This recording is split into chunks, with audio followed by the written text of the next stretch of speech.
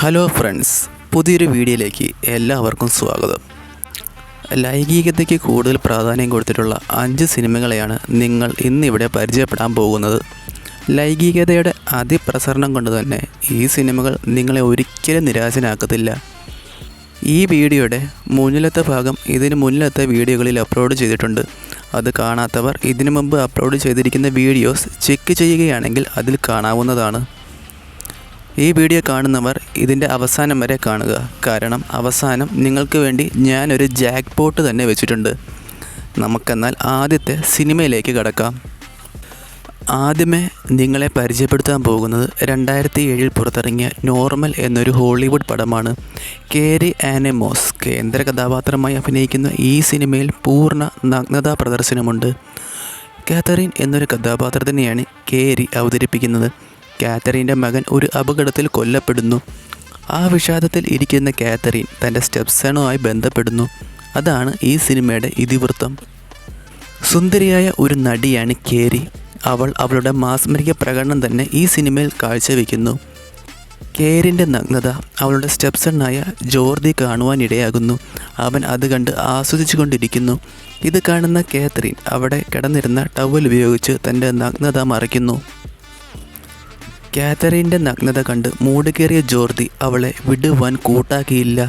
അവൻ അവളെ കയറി പിടിച്ചു ബലമായി പരിപാടി പാസാക്കി. ആ സമയം കാതറിൻ്റെ ഭർത്താവായ ഡെയിൽ അങ്ങോട്ട് കടന്നു വരുന്നു. നഗ്നയായി കണ്ട കാതറിനെ ഡെയിലും എടുത്ത് പണിയുന്നു. ഇതെല്ലാം കണ്ട് ജോർദി കബ്ബോർഡിൽ പാത്തിരിക്കുന്നു. കളിക്ക് മാത്രമല്ല, കുറച്ച് കഥയ്ക്കും പ്രാധാന്യം കൊടുത്തിട്ടുള്ള ഒരു പടമാണിത്. കുറച്ച് സെൻറ്റിമെൻ്റലായിട്ട് തുടങ്ങുന്ന പടം പിന്നീട് കളിയിലേക്ക് മാറുന്നു. രണ്ടാമതായി നമ്മൾ പരിചയപ്പെടാൻ പോകുന്നത് ഒട്ടുമിക്ക പേർക്കും അറിയാവുന്ന ഒരു പടമാണ്. 2015 പുറത്തിറങ്ങിയ 50 ഷെയ്ഡ്സ് ഓഫ് ഗ്രേ ആണിത്. ഡക്കോത്ത ജോൺസൺ കേന്ദ്ര കഥാപാത്രമായി അഭിനയിക്കുന്ന ഈ സിനിമയിൽ പൂർണ്ണ നഗ്നതാ പ്രദർശനമുണ്ട്. ഒരു അടിപൊളി പടം തന്നെയാണിത്. ഒരിക്കലും മിസ് ചെയ്യാൻ പാടില്ലാത്ത പടം. നല്ല അടിപൊളി കളികൾ ഈ സിനിമ പ്രേക്ഷകർക്ക് മുന്നിൽ കാഴ്ചവെക്കുന്നു. അനസ്തേഷ്യ എന്നൊരു കഥാപാത്രത്തിനെയാണ് ഡക്കോത്ത ജോൺസൺ അഭിനയിക്കുന്നത്. കഥാനായകനായ ക്രിസ്റ്റ്യൻ ഗ്രേ വലിയൊരു കോടീശ്വരനാണ്. ഗ്രേ എന്ന കമ്പനിയുടെ മുതലാളിയാണ് അവൻ. അവനെ ഇൻ്റർവ്യൂ ചെയ്യാൻ കഥാനായികയായ അനസ്തേഷ്യ വരുന്നു. അങ്ങനെ അവർക്കിടയിൽ ഒരു കെമിസ്ട്രി ഉടലെടുക്കുന്നു. അനസ്തേഷ്യ വളരെയധികം സുന്ദരിയായിരുന്നു.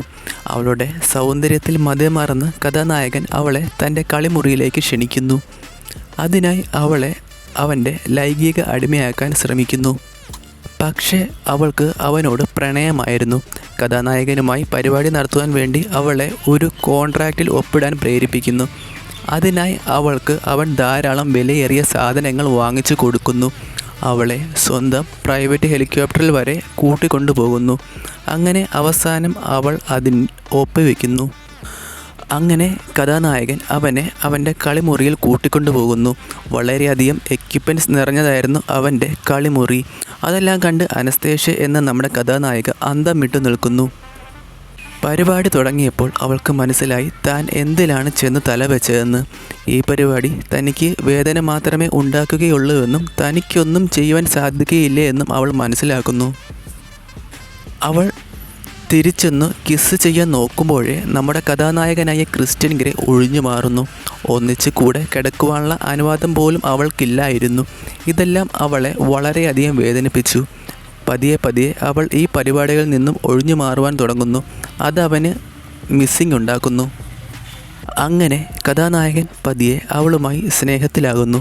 ഈ സിനിമയിലുടനീളം അവരുമായുള്ള കളികളാണ്, ലിഫ്റ്റിലുള്ള ചില പരിപാടികളാണ് ഈ സിനിമയുടെ മെയിൻ ഹൈലൈറ്റ്. ഈ സിനിമയ്ക്ക് 3 ഭാഗങ്ങളുണ്ട്. അതും നല്ലൊരു കളിപ്പടങ്ങളാണ്. ഡക്കോത്ത ജോൺസൻ്റെ സൗന്ദര്യം സിനിമയിലുടനീളം നിറഞ്ഞു നിൽക്കുന്നുണ്ട്. ഇതൊരു അടിപൊളി റൊമാൻറ്റിക് അഡൾട്ട് ടൈപ്പ് പടമാണ്. അതുകൊണ്ട് തന്നെ പ്രണയസല്ലാപങ്ങൾ പല രീതിയിലും പരിണമിക്കുന്നത് നമുക്കിതിൽ കാണാം. തുണ്ടുപടങ്ങൾ തപ്പി നടക്കുന്നവർ തീർച്ചയായും കണ്ടിരിക്കേണ്ട ഒരു പടം തന്നെയാണിത്. 1995 റിലീസായ ഫ്രണ്ട് ഓഫ് ദ ഫാമിലി എന്ന പടമാണ് മൂന്നാമത്തേത്. ഇതൊരു അടിപൊളി കളിപ്പടമാണ്. ഗ്രിഫിൻ ഡ്രൂ കേന്ദ്ര കഥാപാത്രമായിരുന്ന ഈ സിനിമയിൽ പൂർണ്ണ നഗ്നതാ പ്രദർശനമുണ്ട്. ഏകദേശം 3 പാർട്ടോളം ഈ സിനിമയ്ക്കുണ്ട്. ഈ 3 പാർട്ടിലും നല്ല അടിപൊളി കളികളാണ് പ്രേക്ഷകർക്ക് വേണ്ടി കാത്തിരിക്കുന്നത്. ഇതൊരു ടാബു ടൈപ്പ് പടമാണ്. മകളുടെ കാമുകൻ തൻ്റെ വീട്ടിലോട്ട് വരുന്നു. അവിടെ എത്തിയ കാമുകൻ തൻ്റെ വശ്യത ഉപയോഗിച്ച് അവിടുത്തെ കാമുകിയുടെ അമ്മയെയും അവിടെയുള്ള മറ്റ് സ്ത്രീജനങ്ങളെയും വളയ്ക്കുന്നു. അങ്ങനെ മൊത്തത്തിൽ അവിടെ ഒരു അവിഹിതം നടക്കുന്നു. ആദ്യമേ തന്നെ ടാബു എന്ന് പറഞ്ഞപ്പോഴേ നിങ്ങൾക്ക് ഊഹിക്കാമല്ലോ ഈ സിനിമയുടെ കിടപ്പ് എങ്ങനെയാണെന്ന്. ഇതൊരു മുഴുനീളം കളിപ്പടമാണ്. അതുകൊണ്ട് തന്നെ ഇത് കാണുന്ന പ്രേക്ഷകർ ഒരിക്കലും നിരാശനാകേണ്ടി വരികയില്ല. 4ാമത്തെ പടം 1982 റിലീസായ female teacher in front of students ആണ്. ഇതൊരു ജാപ്പനീസ് പടമാണ്. റൂഷിയ സാൻഡോ കേന്ദ്ര കഥാപാത്രമായി വരുന്ന ഈ സിനിമയിൽ പൂർണ്ണ നഗ്നതാ പ്രദർശനമുണ്ട്. വളരെയധികം സുന്ദരിയായ ഒരു ടീച്ചറായിരുന്ന റൈക്കോ. ക്ലാസ്സിലുള്ള മിക്ക വിദ്യാർത്ഥികളും അവളുടെ സൗന്ദര്യത്തിൽ മതിമറന്ന് രാത്രിയിൽ കൈപ്പണി ചെയ്യുമായിരുന്നു. അങ്ങനെയിരിക്കെ ഒരു ദിവസം ടെന്നീസ് പ്രാക്ടീസ് കഴിഞ്ഞ് ഫാക്കൽറ്റി റൂമിൽ പോയി കുളിക്കുവാൻ നേരത്ത് അവളെ ആരെയോ പീഡിപ്പിക്കുന്നു. മാസ്ക് വെച്ചതിനാൽ അത് ആരാണെന്ന് അവൾക്ക് മനസ്സിലായില്ല. ആദ്യമൊക്കെ എതിർപ്പ് പ്രകടിപ്പിച്ചു വരുന്നുവെങ്കിലും പിന്നീട് അവൾ ആ സുഖത്തിലോട്ട് രമിച്ചു. തന്നെ പീഡിപ്പിച്ചത് ആരാണെന്ന് തിരിച്ചറിയുവാൻ അവൾക്ക് ലഭിച്ച ഒരേയൊരു ക്ലൂ ജിക്സോ പസിലിൻ്റെ ഒരു കഷ്ണമായിരുന്നു. ആ പസിലും വെച്ചുകൊണ്ട് അവൾ പല കടകളും കയറി ഇറങ്ങി. പക്ഷെ ആ തുമ്പ് വെച്ച് മാത്രം അവൾക്ക് ഒന്നും ലഭിക്കുകയില്ലെന്ന് കടക്കാരൻ പറയുന്നു. അതീവ സുന്ദരിയും മേനി അഴകുമുള്ള റൈക്കോനെ അവിടെയുള്ള പല വിദ്യാർത്ഥികളും പല ഫാക്കൽറ്റികളും നോട്ടമിട്ടിരുന്നു. അതിനാൽ അത് ആരാണ് ചെയ്തതെന്ന് റൈക്കോവിന് മനസ്സിലായില്ല. അതിനിടയിൽ റൈക്കോവിന് ഒരു കോൾ വരുന്നു. തന്നെ കുളിമുറിയിലിട്ട് പീഡിപ്പിച്ച വിദ്വാനായിരുന്നു അവളെ വിളിച്ചത്. അന്നത്തെ കളി പൊളിയായിരുന്നുവെന്നും വീണ്ടും തനിക്കൊരു ചാൻസ് കിട്ടിയാൽ പൊളിക്കുമെന്നും അവൻ പറയുന്നു. അവൻ്റെ സംസാരത്തിൽ നിന്ന് ക്ലാസ്സിലെ ഒരു വികൃതി പയ്യനായ തകാശി ആണോ എന്ന് അവൾ സംശയിക്കുന്നു. അവളുടെ സംശയം മാറുവാനായി അവൾ തകാശിയുടെ കൂട്ടുകാരിയായ കുമിയുടെ സഹായം തേടുന്നു. കുമി അവളെ സഹായിക്കാമെന്നും അതിനുള്ള ഒരു സാഹചര്യം അവൾ ഒപ്പിച്ചു തരാമെന്നും പറഞ്ഞു പോകുന്നു. പതിവുപോലെ റൈക്കോ ടെന്നീസ് കളി കഴിഞ്ഞ് ഫാക്കൽറ്റി റൂമിൽ കുളിക്കുവാൻ പോകുന്നു. ഇത്തവണ അവൾ ഡോറെല്ലാം നന്നായിട്ട് പൂട്ടിയിട്ടാണ് കുളിച്ചുകൊണ്ടിരുന്നത്. പെട്ടെന്ന് ഡോറിൽ ആരോ മുട്ടുന്നതായി അവൾക്ക് തോന്നുന്നു. അവൾ ചോദിച്ചു ആരാണെന്ന്. പുറത്തുനിന്ന് കുമി ആണെന്ന് അവൾ മറുപടി പറയുന്നു. ഗേൾസ് ലോക്കർ റൂമിൽ ഭയങ്കര തിരക്കാണെന്നും അതിനാൽ തനിക്കിവിടെ കുളിക്കുവാൻ അനുവദിക്കണമെന്നും അവൾ പറയുന്നു. റൈക്കോ അതിന് സമ്മതിക്കുന്നു. കുളിക്കുന്നതിനിടയിൽ റൈക്കോയുടെ ആകാരഭംഗി കണ്ട് കുമി ആസ്വദിക്കുന്നു.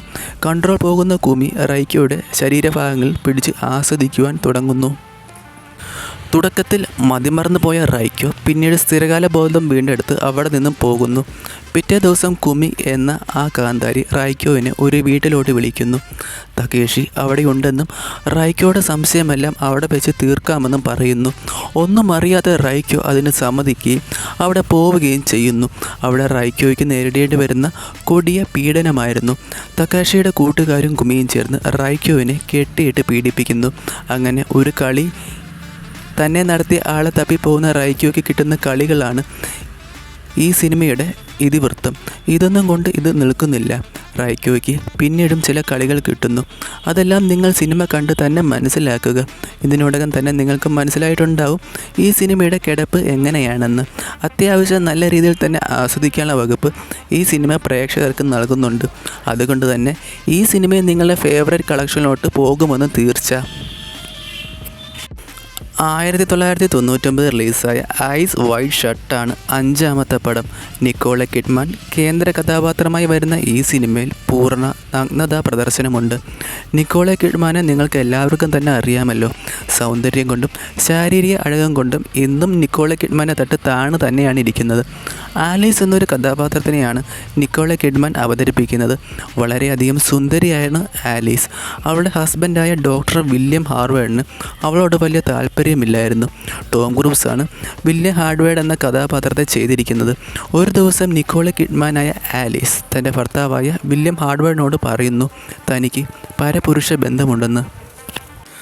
അത് അവനെ വളരെയധികം തളർത്തുന്നു. അതിനിടയിൽ ആലീസിൻ്റെ ശാരീരിക അഴക് സിനിമ മുഴുവനും കാണിക്കുന്നു. ഒതുങ്ങിയ ശരീരം കൊണ്ടും സൗന്ദര്യം കൊണ്ടും വളരെയധികം സുന്ദരിയായിരുന്നു ആലീസ്.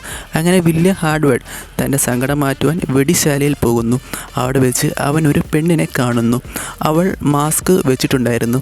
അവൾ തൻ്റെ ഭാര്യയായ ആലീസ് ആണോ എന്ന് വില്യം ഹാർഡ്വുഡിന് സംശയം ജനിക്കുന്നു. ഈ സിനിമയിൽ ഒരാളുടെ മാത്രമല്ല പലരുടെയും നഗ്നതാ പ്രദർശനമുണ്ട്. ടോം ക്രൂസിൻ്റെ പലതരം കളികൾ നമുക്ക് ഈ സിനിമയിലുടനീളം കാണുവാൻ സാധിക്കും. പക്ഷേ എന്തൊക്കെ പറഞ്ഞാലും നിക്കോള കിഡ്മാനാണ് ഈ സിനിമയുടെ മെയിൻ ഹൈലൈറ്റ്. നല്ല തുണ്ടുപാടം തപ്പി നടക്കുന്നവർക്ക് തൻ്റെ പേഴ്സണൽ കളക്ഷനിലോട്ട് കൊണ്ടുപോകാൻ പറ്റിയ പടമാണിത്. നിങ്ങൾക്ക് ഈ വീഡിയോ ഇഷ്ടമായെങ്കിൽ ഈ വീഡിയോ ലൈക്ക് ചെയ്യുക. നിങ്ങൾ ചെയ്യുന്ന ഓരോ ലൈക്കും കമൻറ്റുമാണ് ഇത്തരം പുതിയ സിനിമകൾ നിങ്ങളെ പരിചയപ്പെടുത്തുവാൻ എനിക്ക് പ്രചോദനമാകുന്നത്. ഇനി ഞാൻ അവസാനം പറഞ്ഞ ജാക്ക്പോട്ടിൻ്റെ കാര്യം പറയാം. ആർക്കെങ്കിലും ഈ സിനിമകൾ കാണുവാൻ ആഗ്രഹമുണ്ടെങ്കിൽ വെറുതെ തപ്പി നടന്ന് സമയം കളയേണ്ട. ഞങ്ങളുടെ ഇൻസ്റ്റാഗ്രാം പേജ് ചെക്ക് ചെയ്യൂ. ലിങ്ക് താഴെ ഡിസ്ക്രിപ്ഷനിലും കമൻറ്റ് ബോക്സിലും കൊടുത്തിട്ടുണ്ട്. അപ്പോൾ പുതിയ വീഡിയോ ആയിട്ട് വരും വരെ ബൈ ബൈ.